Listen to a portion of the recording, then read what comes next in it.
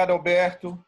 Eu acho que quando tu destacas a importância da resiliência pessoal, mas também da resiliência do grupo, eu acho que tu apontas para a tentativa de compreender o fenômeno do isolamento como um fenômeno dinâmico.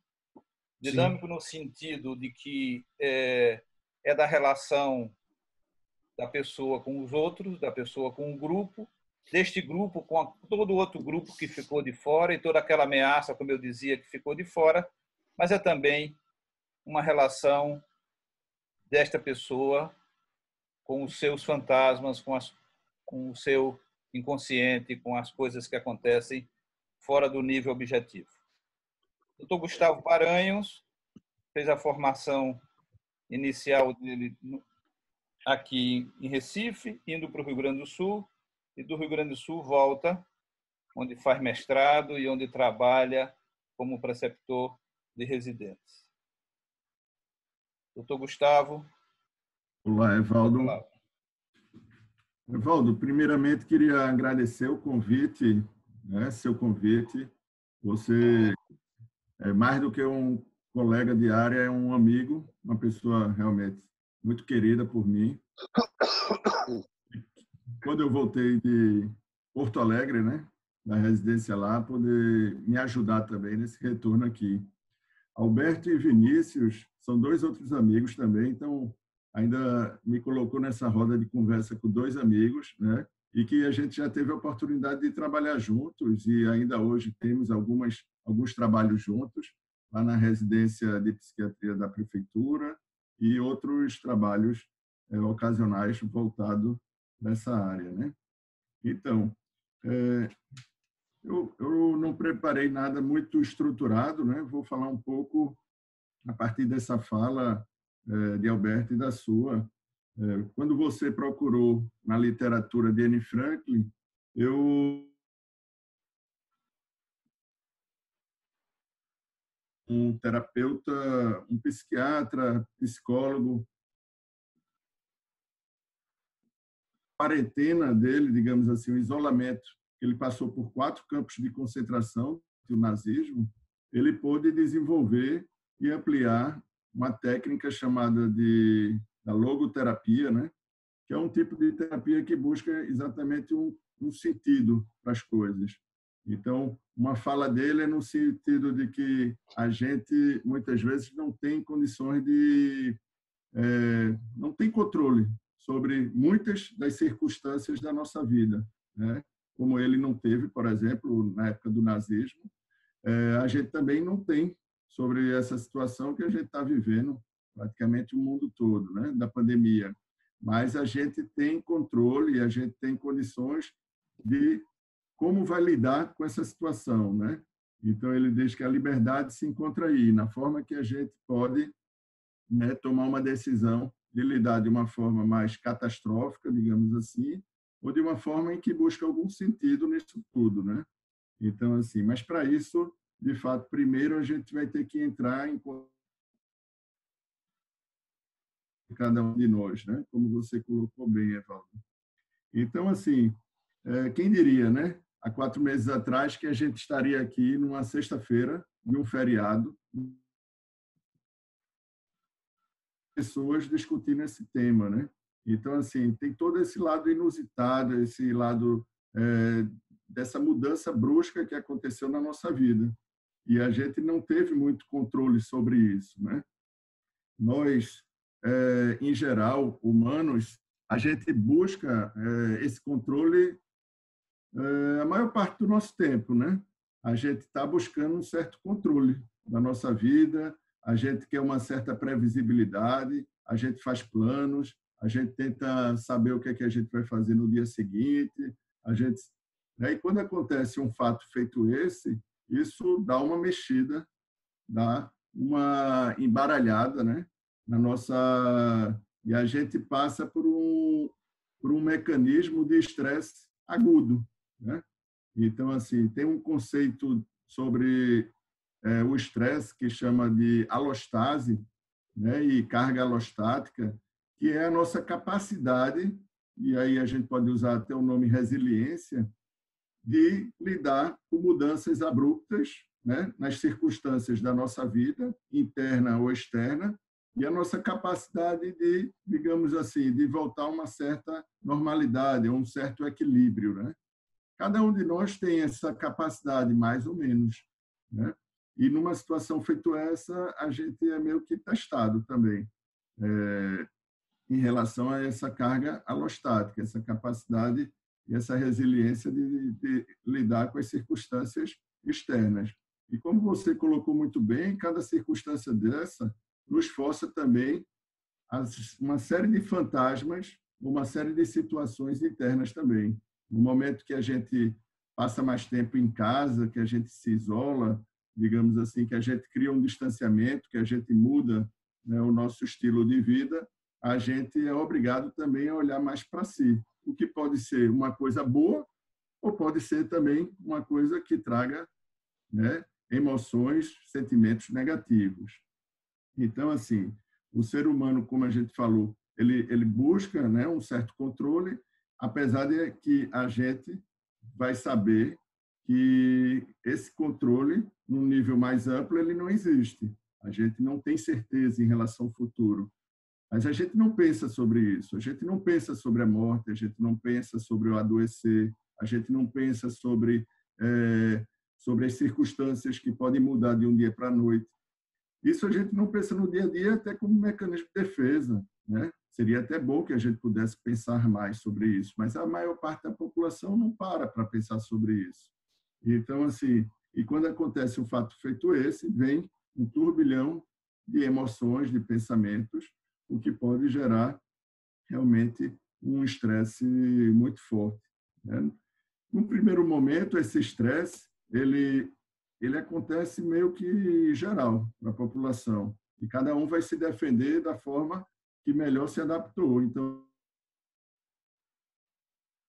outros vão fazer uma negação da situação, outros vão ter raiva, outros vão ter sentimento de impotência, né, uma sensação de descontrole, outros vão achar entediante ficar muito tempo distanciado, e outros vão buscar outras formas, até mais maduras também, de lidar com isso.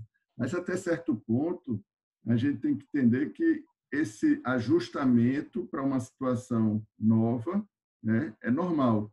Então, a gente não pode patologizar uma reação normal a uma situação anormal, uma situação atípica. Então, no primeiro momento, a gente vai ver isso, né? Aquelas pessoas que têm maior vulnerabilidade, seja interna, externa, psicologicamente, sociologicamente, né?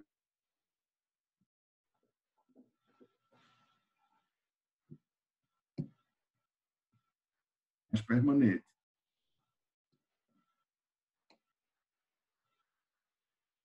Que podem sofrer mais esse tipo Gustavo, de dano. passamos um tempo sem te ouvir, viu? Eu, pelo menos, passei um tempinho sem lhe ouvir. Está me escutando agora, Evaldo? Agora estou escutando bem, mas sua voz sempre está tremida, não era tão clara como a estava de Alberto, mas eu estava lhe entendendo perfeitamente. Agora foi que teve um momento que tu congelaste um pouco e aí eu não consegui bem te ouvir. Eu ouvi bem, Gustavo, eu ouvi. Joia. Esse também é Evaldo. Eu vou então, assim, dar seguimento nessa parte de que a maior parte desses sintomas que a gente está podem ser normais, né? Alguns grupos vão ser mais vulneráveis, porque já tem, vamos dizer, uma vulnerabilidade biológica, social, psicológica, né? E tem alguns grupos que são mais expostos, né? Tipo profissionais de saúde, ou uma pessoa que teve a doença diretamente, ou que teve um parente que teve a doença e de forma grave. Essas pessoas vão ter um potencial maior de ter um problema mais sério depois, né? Então, assim, como o Alberto falou, a duração também do estresse, o nosso organismo, de forma geral, ele é adaptado ao estresse, né? A gente tem, todos nós, uma certa resiliência para lidar com os fatores estressores, mas quando esse estresse ele é muito intenso e muito demorado, isso vai minando um pouco as nossas defesas, né? Tem até um autor de um livro que faz uma certa analogia entre a doença infecciosa e a doença mental, que os dois, né, lutam contra um ser invisível, digamos assim, e que, de certa forma, a gente tem que, digamos assim, ter uma capacidade, uma resiliência do corpo, seja uma imunidade, ou seja uma capacidade, uma resiliência mental, para lutar contra esse ser invisível, né? Então, assim, seguindo em frente, um outro conceito que eu acho que é importante a gente entender de flexibilidade mental, que saúde mental ele não é aquela pessoa que não vai ter reação diante dos fatos, mas é aquela pessoa que vai ter uma flexibilidade de lidar melhor, digamos assim, ele vai sentir aquele impacto e depois ele vai ter uma capacidade de se reorganizar diante disso, né? E muitas vezes, se possível, até tirando algum aprendizado, algum conhecimento novo disso tudo, né? Então, assim, queria também salientar, por ser da área da psiquiatria, né, que as doenças psiquiátricas mais comuns, né, primeiro viria o transtorno de ajustamento, que até um certo ponto é normal para todo mundo, mas se esse ajustamento ele não encontra um equilíbrio diante até daquelas sugestões, daquelas orientações que Alberto colocou antes, né, de a gente poder voltar a ter uma rotina mais saudável, de ter um cuidado maior com o corpo, com a mente, poder conversar até com outras pessoas, poder sentir as coisas e poder conversar com outra pessoa sobre o que a gente está sentindo, né? Poder, digamos assim, gerenciar um pouco o nosso estresse, tentar não viver dentro de uma distorção cognitiva, de uma distorção dos pensamentos muito grande, a gente tem condições de voltar a um certo equilíbrio, né? Agora, alguns casos podem gerar um transtorno psiquiátrico. Então, aquelas pessoas que já tinham, por exemplo, um transtorno psiquiátrico prévio, eles têm uma chance maior de ter uma reagudização do quadro, né? Ou surgimento de um quadro novo. Então, entre os mais frequentes seriam os transtornos de ansiedade, de forma geral, como o transtorno do pânico. Eu tenho visto alguns pacientes, né, me relatarem uma piora, uma exacerbação dos quadros de ansiedade, e alguns com quadro de pânico. E uma coisa interessante é que existe essa patoplastia da doença, né? Então, nesse momento, eu vejo muitos pacientes reclamarem de falta de ar. Então, há uma gravidade do coronavírus. Então, assim, tem essas coisas interessantes para a gente ver também, né? Então, tem os transtornos depressivos, de forma geral, né? Tem o transtorno de estresse agudo e o transtorno de estresse pós-traumático, que provavelmente tem muitos estudos anteriores que mostram que, né, principalmente quem teve um sofrimento maior diante de tudo isso e não conseguiu esse equilíbrio, ele tem um potencial de desenvolver esse TEPT, né, mais à frente. Tem os transtornos psicossomáticos, a gente está falando de uma doença, né, infecciosa, então é muito comum a gente ficar muito atento, muito ligado, e quem já tem uma predisposição a somatizar pode estar aumentando essa sintomatologia nesse momento, né? Tem o próprio transtorno obsessivo-compulsivo e, dentro da área até que o Heide atua, o abuso e dependência de substâncias psicoativas como uma forma de neutralizar ou atenuar todos esses sintomas que a gente está falando. Isso é muito perigoso, né? Alguns estudos também de epidemias anteriores, como a SARS em 2003, né? Como o HN1 em acho que 2014, né? E teve o Ebola, então assim teve uma quantidade grande de pessoas que desenvolveu depois abuso e dependência, né? De substâncias psicoativas. Então assim, para finalizar, um aspecto também positivo, eu acho que a gente sempre tem que buscar também, pelo menos, né, mais de um lado das situações. Essa pandemia, ela também está trazendo muita coisa interessante, né, no sentido, como foi falado aqui, de um pensamento mais coletivo. Ela é interessante porque, em 3 meses, mais de 200 países ao redor do mundo estão passando por uma situação muito parecida. Então, a gente não vê muita essa diferença, digamos assim, de etnias, de países, de religião, as classes sociais diferentes. Cada um, é claro, tem suas vulnerabilidades, tem suas questões culturais, mas parece que o mundo todo, nesse momento, está vivendo algo parecido, talvez pela primeira vez na nossa história. Então, isso é um potencial também muito rico de um pensamento mais coletivo, né? De que minha saúde não depende também exclusivamente só de mim, depende de eu estar num coletivo saudável também. Então, as pessoas estão observando mais funções que antes eram batidas, né? Como o gari, que leva o lixo, ele é importante, né? O motorista de ônibus, que vai levar os funcionários, e assim vai. Então, esse pensamento mais coletivo, assim como, né, uma tendência à ciência está mais também, digamos assim, agindo de forma coletiva. Então, a gente vê pessoas do mundo todo se articulando para que a gente possa encontrar uma solução para essa situação atual. Então, assim, isso é muito interessante, né?